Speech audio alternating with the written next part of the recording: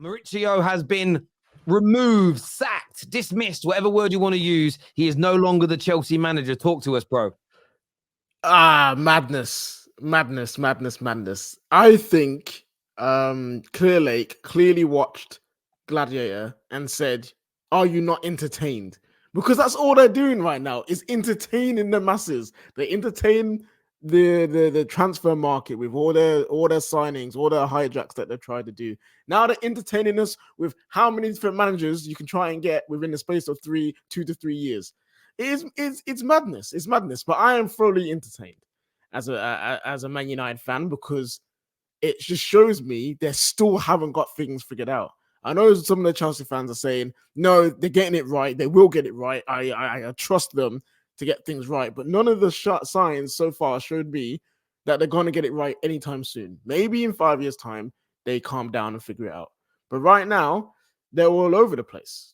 Like they are. And this next manager has to be the one they truly actually back, because they said they was going to back Potter and give him time, didn't do it. Said they was going to back Potter and give him time, didn't do it. You can't do it 3 times on a bounce with a manager, because if you do it 3 times on a bounce with a manager, that really shows that you're not in a good place and you don't know what you're doing. So this next appointment, whether it is someone inexperienced, whether it is someone who's a winner or someone who's in between, you have to actually trust them and actually do their job.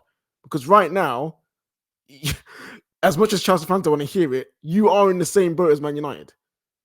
You're heading to that territory. You are. You're on the train with us right now.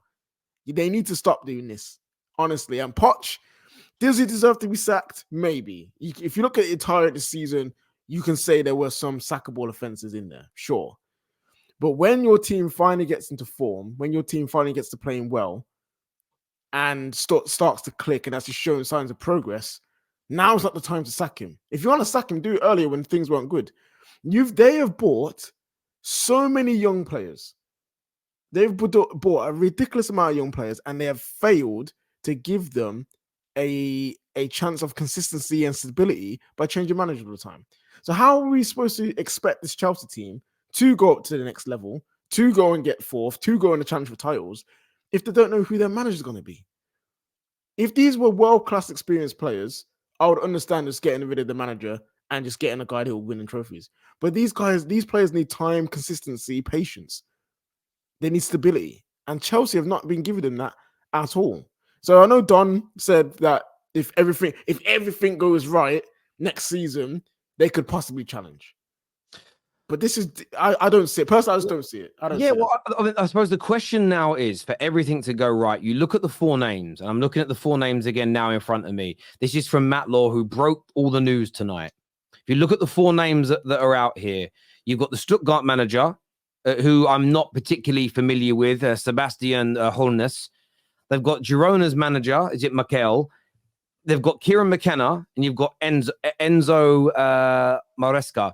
Now, I'm not going to, the managers I'm very unfamiliar on, I'm not going to sit here and say good, bad, or indifferent, because that would be disingenuous of me. It really, really would. But there's no one on that list that jumps out at me where I go, that guy's going to get them back to the top. Are they going to be in the same position in 12 months' time with not being in the top 4, the young and inconsistencies in the squad, half the fan base going crazy that it's not good enough and not up to Chelsea standards, the other half saying, we need to be patient, we need to give this time? That's the question. They also need to buy right in the transfer window. And remember, the biggest question here, they have solved their financial issues for a year or so by selling the assets. That has stopped them from being in a position where they're going to breach FFP or profit and sustainability. We know that for a fact, based on what they've sold. If they're not back in that Champions League and they're not growing the revenues organically, how can they keep progressing? These are genuine questions that I think have to be answered. I know Chelsea fans wanted him out a few months ago, but he started to turn it around, started to win games, and it's not just the sacking him, it's the managers you're linked to. And what it appears to me, and maybe I'm projecting a bit here because of what my club has done, the head coach announcement on the website, which has been pointed out to us on this show, and it feels like starting again, or at least taking some steps back to go, right, now we're not starting all over again completely, but now we're doing it with a head coach and not a manager. And it's just that reset button again. I would be worried about if it was me. Ashley, who is a Chelsea fan, actually, we're about to click and then it disappeared. I hate it when streamer does that. It says, good riddance. We need an elite manager that can teach defense. But this is the point, Ash. The 4 managers you're talking to, I don't think come in. 2 of them have just come up from the championship. Girona have had a very good year. There's no doubt about it. And then you've got the Stuttgart manager. You can't look at any 4 of them and say they're elite. So this is the question that this is what you've got to do, Chelsea fans. It isn't just about sacking your manager. It's who is going to replace him. Because right now, one of the biggest trending names is Kieran McKenna. If Kieran McKenna comes in, Ash, do you still think good riddance? Is it still the right move by Clearlake? Let us know in the comments section below. We've got some fans coming on now. We've got David who's joining us now. Winter Surfer is on the show with us as well. We've got Samuel joining us on here too. Plus, we're going to add some more in a moment. I'm also going to throw Chris into the mix as well. Welcome everybody to the New Look Done Deal show as well. But David, talk to us. Poch is gone. I don't get it, but I also get it, but I don't get it. It's weird. I don't like the decision because I think what the club needs is stability. And he finally got to a point when he was doing the right things and it was all working and the team was playing well and so on and so forth. So I thought he deserved time. However, if you want to look at it from the other point of view, everyone needs to be pulling in the same direction in order to get to where Chelsea need to be. And if Poch and the owners and the scout team and whatever can't see eye to eye because Poch wants his own input on stuff, then I understand why he's gone. But you now need to find someone who is willing to not blindly trust in Winstanley and Stewart, but it almost needs to be Winstanley and Stewart need to identify who this manager is, who has been worth to go through all the other 5 managers we've already had to progress the team into a better position than it was before. And I don't know who that manager is personally. How do you feel about the link? The 4 managers that are being named, as I've already stated, Stuttgart's manager, you probably know a little bit more about him because you watch the Bundesliga. You've got McKenna, you've got Enzo from Leicester City. Are these the names that inspire you and make you feel excited about the next appointment? Not really. Stuttgart's managers, they play good enough football, but Bundesliga question mark, because Bundesliga teams play the same way to each other. There's no one really sits back and sits in a back, 10 and just sits behind the ball. Everyone leaves gaps in behind. So the football can be expansive, but is it going to work in the Premier League? But question mark. I don't want Kieran McKenna or Enzo because Enzo's, I think, managed 1 season at Leicester, and Kieran McKenna is completely unproven at any high standard. And Michel, he did well with Girona.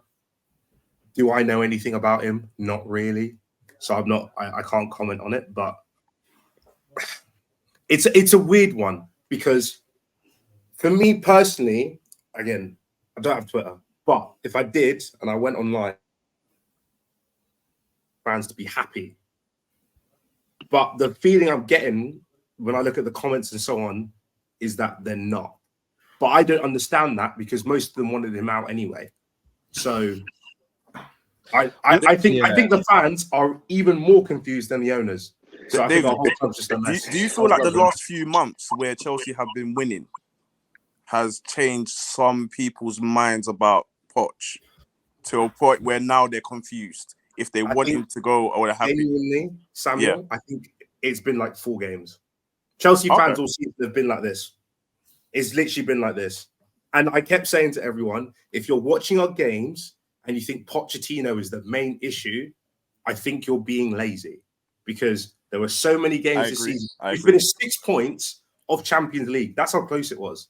We are 2 Sterling, I'll square the ball instead of take the shot myself, passes away from Champions League. It's that close. But I think the whole Poch actually might not be the worst option was similar to the Thomas Tuchel, oh, he might not be the worst manager in the world sort of situation, where you had the manager was outperforming everyone's expectations. So people were like, well, I kind of have to back him now because he's actually doing well. But do they actually like him? Not really. That's what I feel like we ended up in a situation with. But I hear you on that. Winter Surfer, how are you feeling about all this? I'm glad they took a view of the whole season, because of the whole season, he's been, if I'm being fair, he's been bang average. And on the pitch, there's more. If you're doing a pros and cons list, you would need more pages on the cons side than the pros list for him this season. And I'm glad they weren't seduced by the last 5.5 games. And let's be fair, that even the last 2 games we played, we were rubbish against Forest and Bournemouth. But David said it right. If they went into a meeting and both sides said, we want to work this way, no, I want to work that way, but they can't come to a decision, then there's no point carrying on, right? Because otherwise you just build up resentment of it moving forward. And then David and I are here like November, December going, why does he keep talking about the board? He's like, why don't he just sack him and just get on with it? And then we're writing off another season.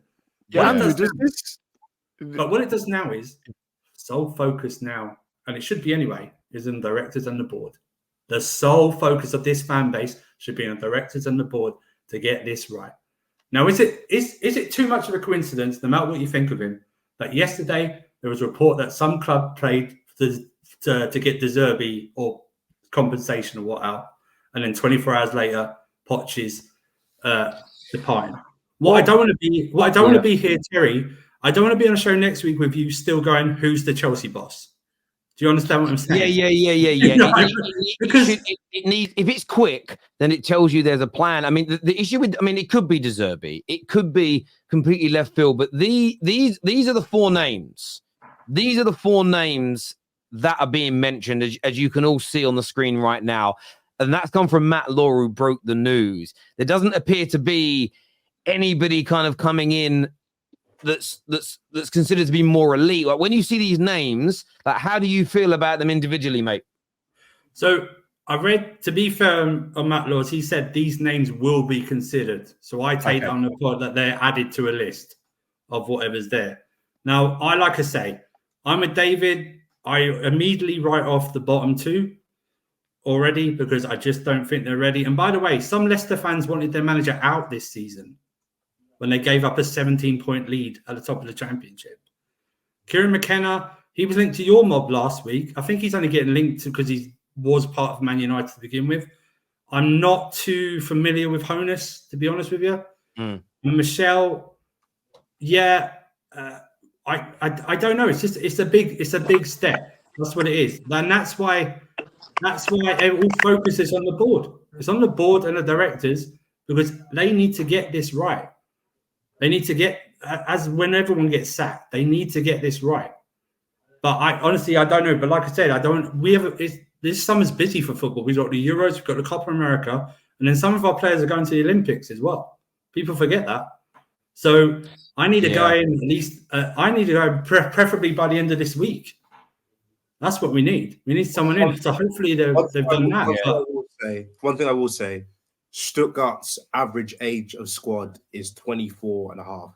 So again, he is used to working, I'm assuming, because I do know a few players at Stuttgart, and they do have some, decent young players, and they have developed a lot this season.